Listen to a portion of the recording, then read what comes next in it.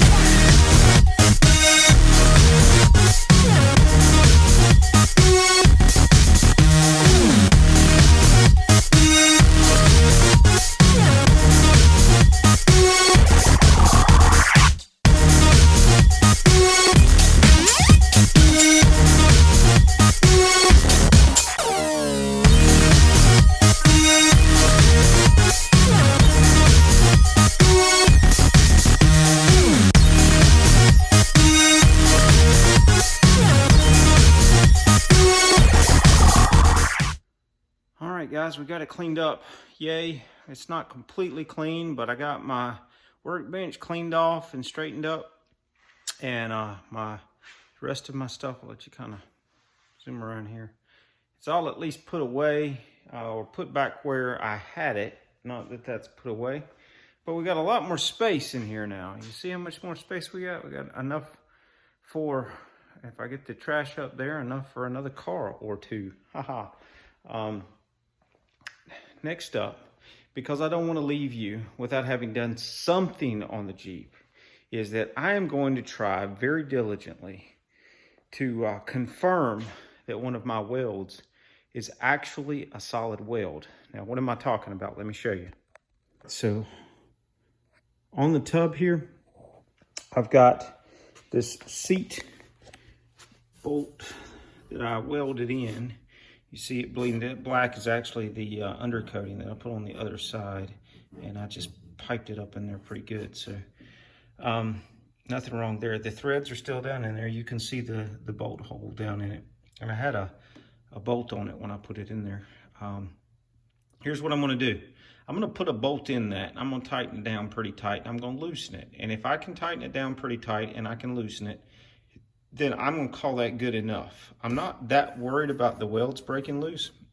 I know it looks pretty jagged, but that's because there's actually about probably that much weld on the other side of that, because I was trying to clean it up. And I ultimately just decided to kind of tighten it up that way as opposed to trying to blend it into the rest of it. So really not that worried about that weld breaking loose, even with the repeated stresses on it. There's a lot of other welds that I'd be more worried about. But my biggest question is, that nut that I've got welded on the other side of that plate, is it going to turn? More importantly, is it going to let loose when I tighten it up? Because there's no way to get to the other side of it without drilling or cutting a hole in the brace, and I don't want to do that. So if I have to, I will, but I'm going to try to put a bolt in that, turn it real tight, and see if I can take it back out without it breaking the welds on the other side. If that works, we'll call that good enough, and we'll say that the welding on this is pretty much done. All right, let me see if I can find a bolt. All right, there's the bolt. It's a little rusty, but that's one of the seat bolts that came out of it. So we're going to put this wrench on it, and we're going to wrench down on it pretty hard. We'll see what happens. So.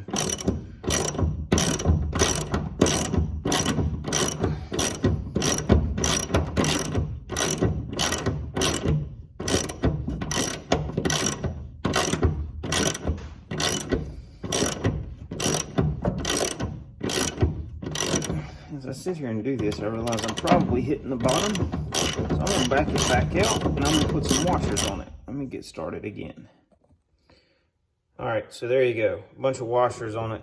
I might have to take some of them off because I want to make sure it's down in there. But the goal here is to not just test it if it tightens up, but to make sure that it both tightens and loosens. So let's...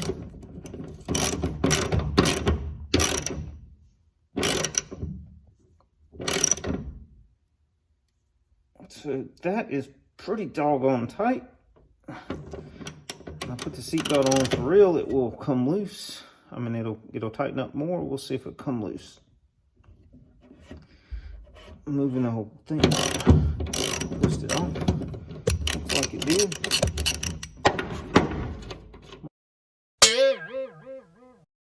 All right, so we'll call that good enough. It looks like that bolt, the nut that I welded on there, is going to hold. I know nothing like a real actual test. Now, here's the thing about that. When I put the seat in there and I tighten it down, I'm pretty confident that there will be enough tension on it that it's not going to let loose while I'm tightening it down. The question is, if I ever need to take the seat out, I'm going to have to cut the bolt out or do something else. Maybe, we'll see. I think that that's probably less of a risk than anything else. But for now, we're going to call that good enough. And next time we'll start working probably more on the tub. Well, actually, I really want to see if we can get that thing behind me running.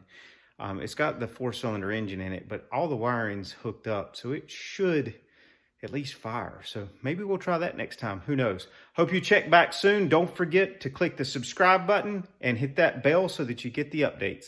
Thank you. And just one more bonus note. When you are taking your Jeep apart, label everything. This is what saved the day, because I kept trying to put a bolt in that was the right size, but because the hole is still got a little junk in it, it needed some love. But I've got everything from fender flares to hood latches and the back brackets and you know, you pretty much, even the license plate holder, I've got everything that I took off of the old Jeep labeled really well, bolts labeled. Even though they're rusted, I've got everything labeled just in case I need to put it back together or need to figure out what was the bolt that came out of that hole.